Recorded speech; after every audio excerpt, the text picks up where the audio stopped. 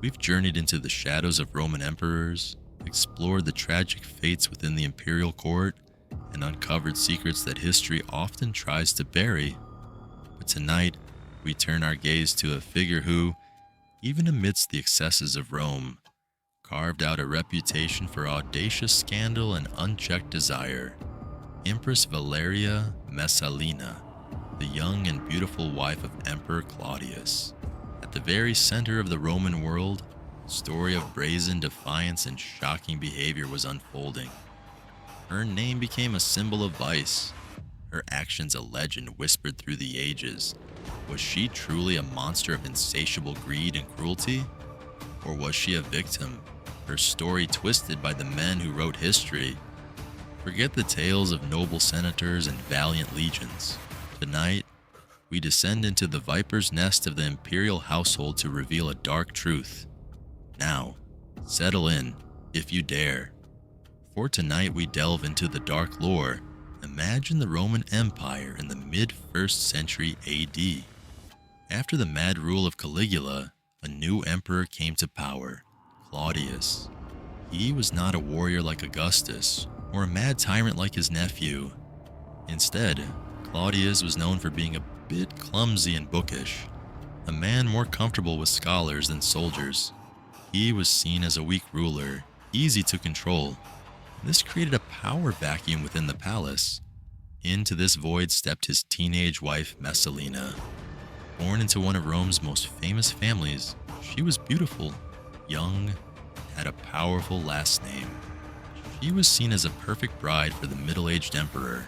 But while she gave Claudius his imperial airs, she also began to show a side of her personality that no one had expected. A dark side. In a world where men held all the power, Messalina began to act as if she had no master, no rules, and no limits to what she could do. The palace, which should have been a place of order, became a stage for her personal ambitions and desires. The Roman world was watching, and the whispers had just begun. As Empress, Messalina's power and influence grew dramatically. She lived a life of unimaginable luxury and had access to all of Rome's wealth. But according to ancient historians like Tacitus and Suetonius, this was not enough for her. They paint a lurid picture of an empress who felt unbound by the morals and rules of her time. These writers describe her engaging in numerous secret affairs with men of all ranks, from noble senators to simple actors. These were not just quick hidden moments. The ancient accounts suggest a pattern of almost boastful and open promiscuity. It was as if Messalina wanted everyone to know that she was above the laws of society. She used her beauty and her high position to get what she wanted, and few men dared to say no to the Empress of Rome. Her actions were seen as a direct slap in the face to her husband, Claudius, and to the traditional Roman way of life. One of the most notorious stories, often recounted with a mixture of shock and morbid fascination, describes a legendary contest. According to the ancient tales, Messalina was said to have challenged a famous Roman prostitute to a contest to see who could take the most lovers in a single night. After the long, wild night was over, the Empress was said to have been the winner. She was not tired or ashamed. Instead, the story says she returned to the palace proud and ready for more. The historical writers who tell this tale were hostile towards Messalina, and it is possible they exaggerated or even made up the story. But even if it's just a legend, it perfectly shows the image of an empress who brazenly defied all Roman social norms. This wasn't just about personal pleasure, it was a public show of her power and a total disregard for the honor of her husband and the imperial name. The whispers were no longer whispers, they had become screams.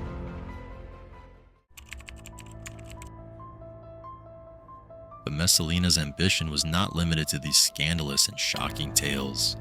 Ancient sources also describe her as a ruthless political player. As a young empress, she learned that in the Roman court, you had to be willing to do anything to keep your power. She is said to have used her influence over Claudius to get rid of anyone who stood in her way. people who were once her friends suddenly found themselves accused of crimes they did not commit. Using false charges and a talent for manipulation, Messalina allegedly brought about the downfall of many important men and women in Rome.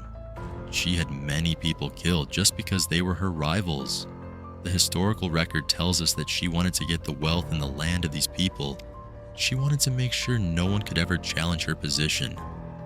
The Emperor Claudius, who was often slow to make decisions, was easily fooled by her lies and trickery. He would agree to her plans, never realizing the full extent of the horrible things his wife was doing. This created an atmosphere of fear and terror in the Roman Empire. No one, not even the most powerful senators, felt safe if they were in her way.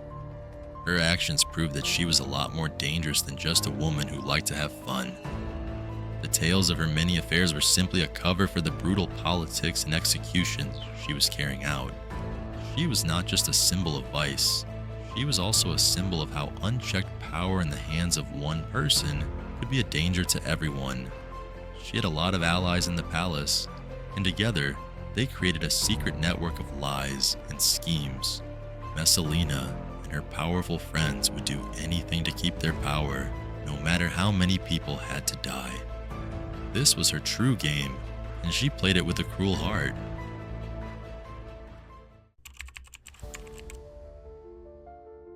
The great audacity of Messalina's behavior eventually reached a breaking point. For years, she had been able to do whatever she wanted, but she finally went too far. The ancient stories describe her falling in love with a handsome Roman senator named Gaius Silius. Silius was one of the most powerful men in Rome, and he was already married, but Messalina wanted him. According to the histories, the Empress and Silius decided to get married in a public ceremony, even while Messalina was still married to Emperor Claudius. It was an act so outrageous that many people believed she was trying to get rid of Claudius and make Silius the new emperor. This public marriage, whether it was a game or a real plan, was seen as a direct challenge to the emperor's authority. Messalina, in her arrogance, had forgotten that even emperors could be pushed too far. When the news of this new marriage finally reached Claudius, who was reportedly away from the city and still completely unaware of what his wife was doing, his trusted advisors finally had a chance to speak the truth. They told him everything. They told him about the many affairs, the stealing of land, and the plans she had to take over. The advisors, led by a powerful man named Narcissus, made Claudius understand that Messalina was not just embarrassing him, she was trying to take his power. Claudius, filled with a terrible anger, ordered the death of both Messalina and Silius. The once all-powerful empress, who had made a career out of ruining the lives of others, now faced her own doom. She tried to hide and to plead for her life, but it was too late. In 48 AD, at the age of only 23, Messalina met a violent and lonely end.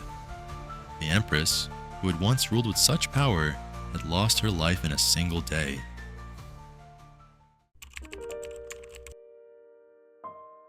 In the years that followed, the story of Messalina became a dark legend, a favorite subject for historians who wanted to show the dangers of imperial power. But what is the true legacy of this infamous empress? Was she simply a depraved woman who abused her power and deserved her terrible fate? Or was her story a cautionary tale, a lesson in how history, often written by powerful men, can demonize and vilify a woman who dared to break the rules? There is no doubt that the ancient stories are colored by the political climate of the time and the moral opinions of the writers. They almost certainly exaggerated her actions to make her a bigger, more evil character. It is possible that the real Messalina was not a monster, but a powerful woman who simply played the game of Roman politics and lost. Yet, the consistent portrayal of her scandalous and violent behavior in all the historical accounts suggests a reality far removed from the expected behavior of an empress. Her story is a stark reminder of the intoxicating and corrupting nature of absolute power. It forces us to question the narratives we inherit and to consider the perspectives that might have been silenced by history. The tale of Messalina is not just about a bad empress. It is a story about what happens when power has no limits, and when the rules of society are no longer enough to contain the ambition of one person. The empress is gone, but her name is a dark echo. It's an echo that forces us to think about how power works, even today. Messalina's tale is a stark reminder of what can happen when unchecked authority and personal ambition collide. Was Empress Messylina a singular monster of imperial vice, or does her story echo a timeless truth about what can happen when power knows no limits? What dark truths do you see reflected in her dramatic and ultimately tragic life? Share your thoughts in the comments below.